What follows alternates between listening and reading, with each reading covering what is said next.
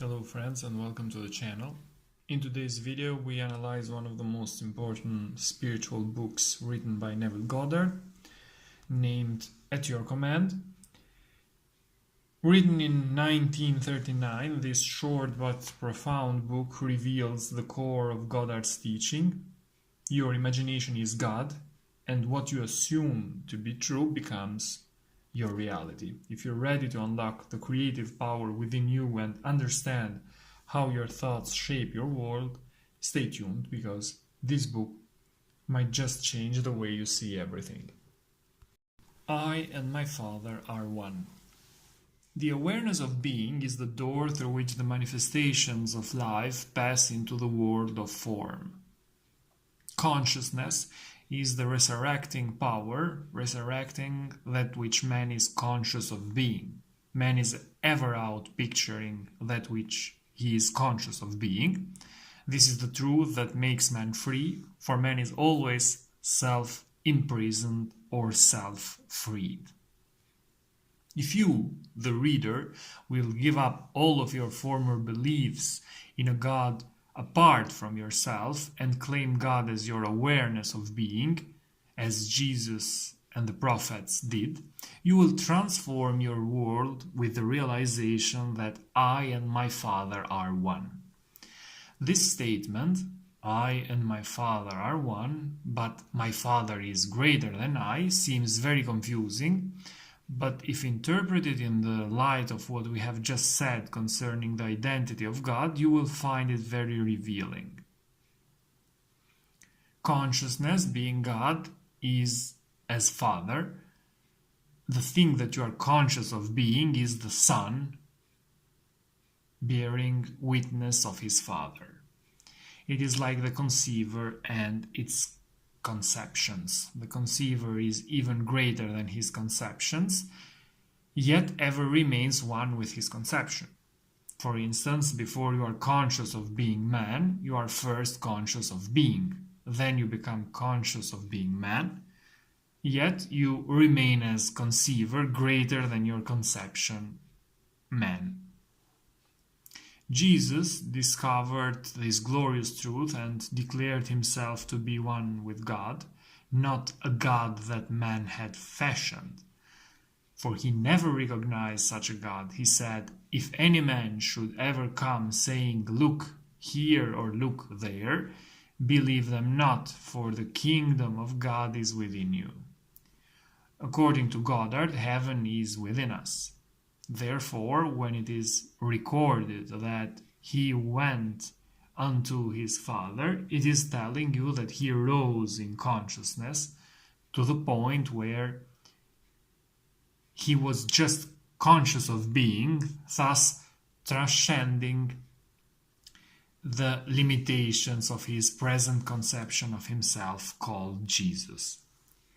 In the awareness of being, all things are possible, he said. You shall decree a thing and it shall come to pass.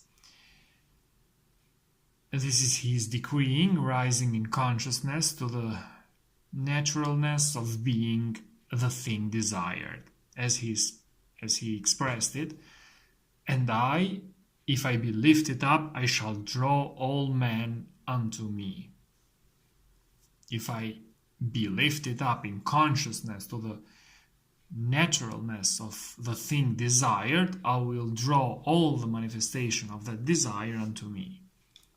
Therefore, consciousness is the Father that is drawing the manifestations of life unto you. You are at this very moment drawing into your world that which you are now conscious of being. Now you can see what is meant by you must be born again. If you are dissatisfied with your present expression in life, the only way to change it is to take your attention away from that which seems so real to you and rise in consciousness to that which you desire to be. You cannot serve two masters. Therefore, to take your attention from one state of consciousness and place it upon another is to die to one and live to the other. prayers, to be successful, must be claiming rather than begging. So if you would pray for riches, turn from your picture of poverty by denying the very evidence of your senses and assume the nature of being wealthy.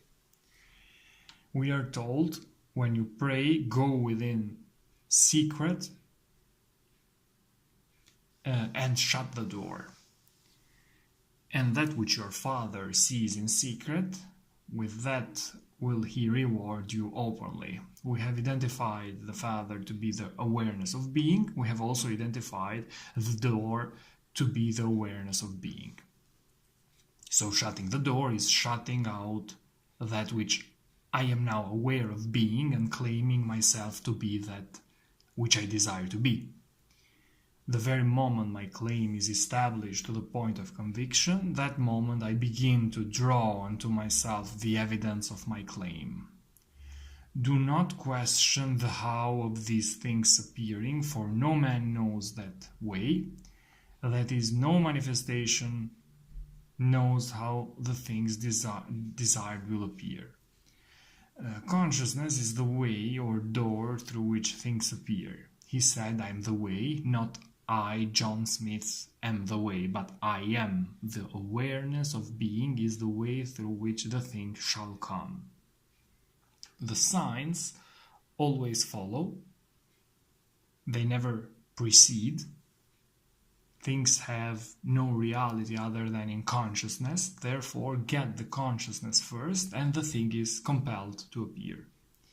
We have identified the Lord as your awareness of being. Therefore, to magnify the Lord is to revalue or expand one's present conception of oneself to the point where this revaluation becomes natural. When this naturalness is attained, you give birth by becoming that which you are one with in consciousness.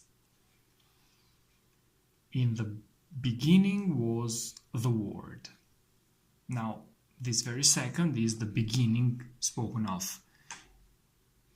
It is the beginning of an urge, a desire. The Word is the desire swimming around in your consciousness, seeking embodiment.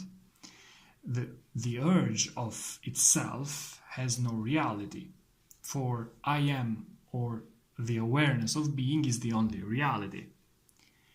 Things live only as long as I am aware of being them. So to realize one's desire, the second line of this first verse of John must be applied. That is, and the Word was with God. According to Goddard, the word or desire must be fixed or united with consciousness to give it reality. The awareness becomes aware of being the thing desired, thereby nailing itself upon the form or conception and giving life unto its conception, or resurrecting that which was heretofore a dead or unfulfilled desire. Two shall agree as touching anything, and it shall be established on earth. This agreement is never made between two persons. It is between the awareness and the thing desired.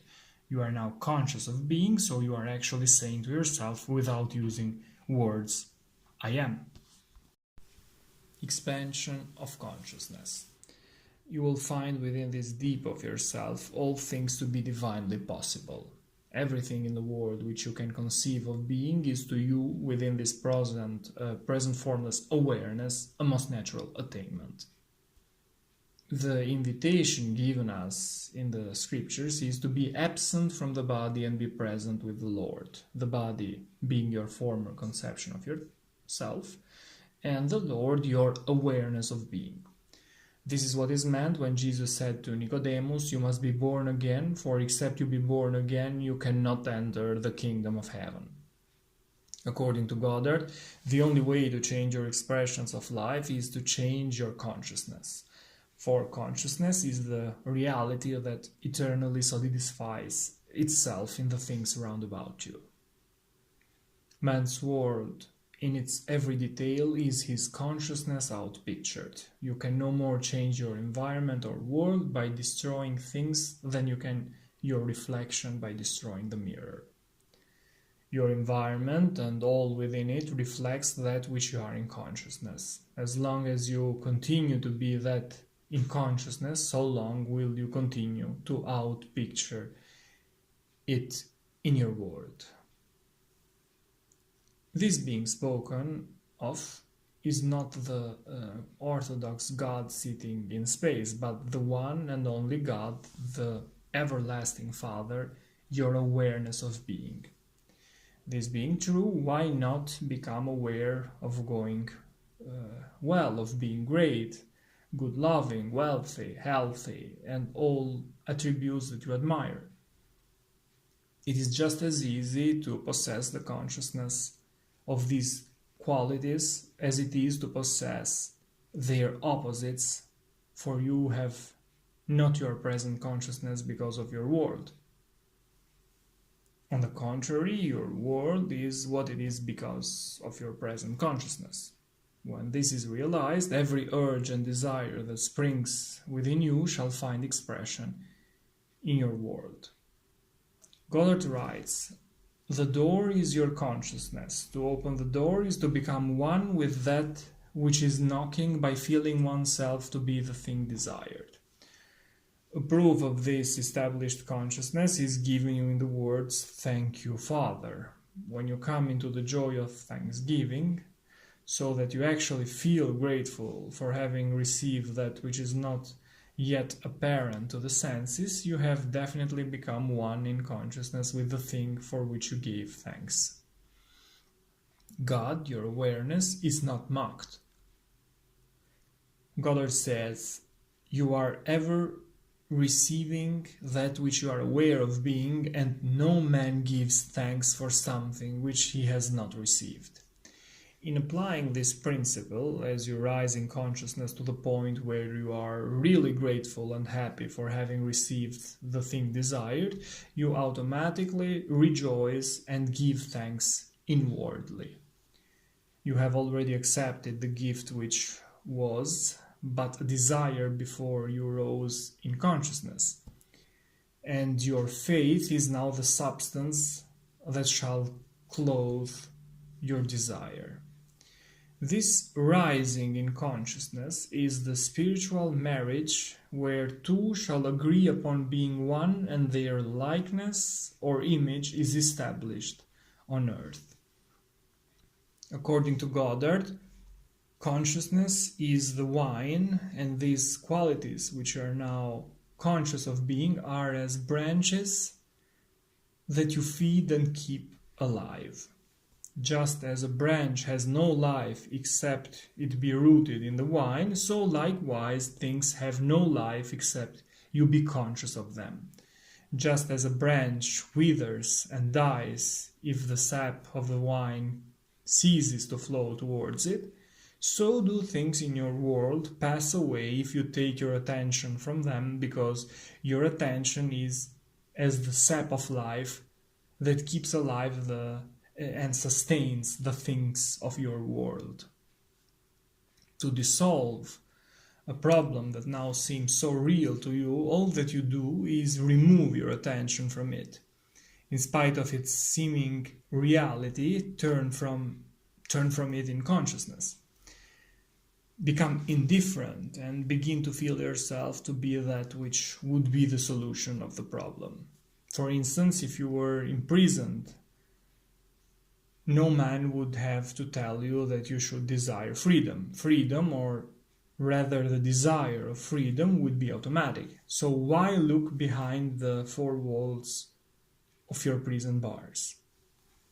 Take your attention from being imprisoned and begin to feel yourself to be free. Feel it to the point where it is natural, and the very second you do so, the prison bars will dissolve. Apply the same principle to any problem. Feel after that quality in consciousness until you feel yourself to be it. When you lose yourself in the feeling of being it, the quality will embody itself in your world. According to Goddard, the reason most of us fail to realize our desires is because we are constantly conditioning them. Do not condition your desire. Just accept it as it comes to you. Give thanks for it to the point that you are grateful for having already received it, and then go about your way in peace. Such acceptance of your desire is like dropping fertile seed into prepared soil. For when you can drop the thing desired in consciousness, confident that it shall appear, you have done all that is expected to you. But to be worried or concerned about the how of your desire maturing is to hold these fertile seeds in a mental gasp, and therefore never to have dropped them in the soil of confidence. The reason men condition their desires is because they constantly judge after the appearance of being and see the things as real, forgetting that the only reality is the consciousness back of them. Things will disappear only as man changes in consciousness. When the agreement is established within you so that all doubts and fears have passed away, then you too will feel all the empty measures of your life and will have an abundance running over. Recognition is the power that conjures in the world. Every state that you have ever recognized, you have embodied. That which you are recognizing as true of yourself today is that which you are experiencing. These were my notes regarding At Your Command by Neville Goddard. This is a profound book which reveals the power of imagination. Thanks for watching and see you in the next videos. Take care.